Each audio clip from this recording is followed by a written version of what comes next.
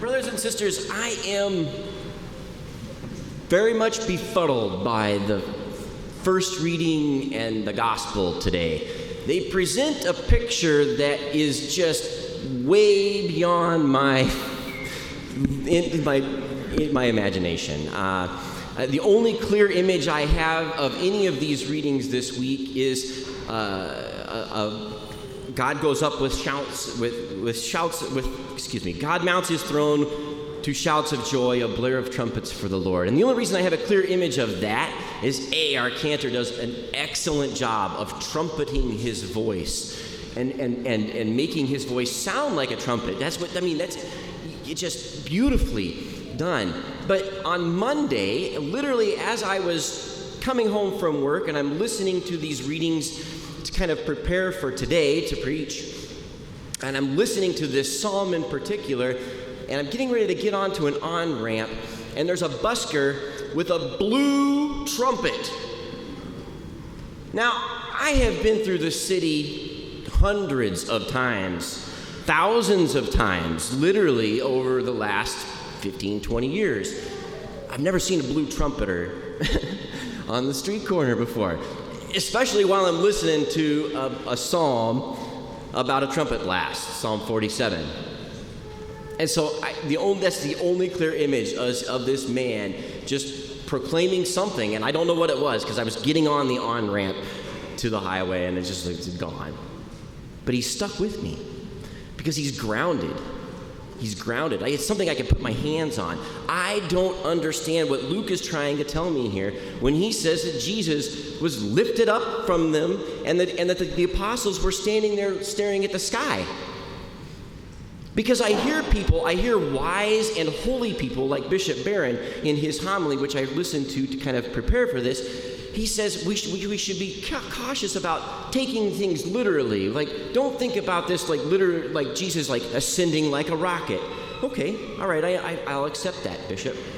But Luke is laying out a very formulaic thing here. He's being very specific. He's laying out evidence as the physician. You know, he's like, we did this. And then Jesus was lifted up from them, and they stood there and stared at heaven. I'm like, whoa. And then I get to the gospel. I mean, that's just the first reading from the Acts of the Apostles. We want to get to the gospel, and Jesus is saying, now, how many of you this last week, metaphorically, held deadly snakes, or drank poison, or cured somebody of their sickness? How many of us did that? Because I didn't. And Jesus tells us, like, the signs of the believers, those who are believers, the signs that will accompany us, those who will be doing these things. And so here I stand, once again befuddled by the readings. And that's okay. Because I think I'm right there with the apostles who are standing there in the story of the Acts in our first reading, where they're standing there staring at the sky and they're kind of just like, okay. And just before that, they had asked, Lord, okay, now is the time, Lord? Now you're going to come, Lord?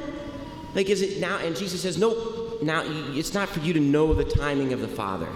These things are beyond you. And so they're just waiting. And Jesus tells them to go to Jerusalem and wait. Go to Jerusalem and wait. Go to Jerusalem and wait.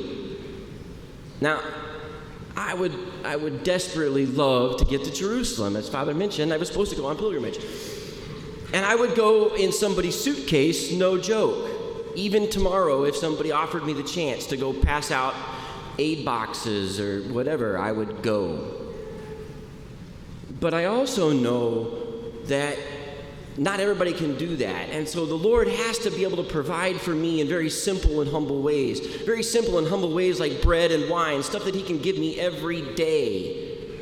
Every day. And so the peace of Jerusalem has to be something much more than just going to the Holy Land. And so I stand and I wait, befuddled. Lord, is now the time? Lord, is now?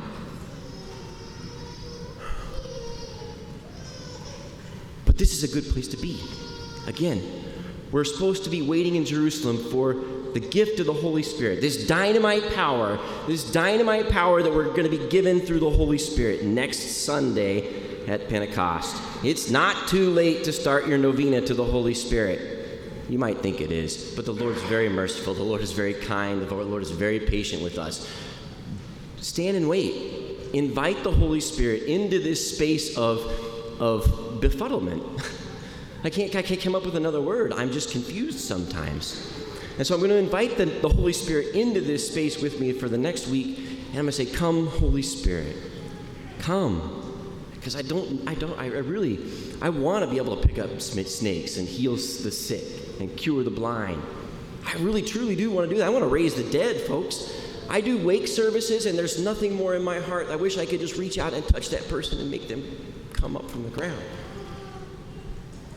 And so I'm going to ask the Holy Spirit, "Lord, is now the time?" That's how I'm going to spend my week. Come, Holy Spirit.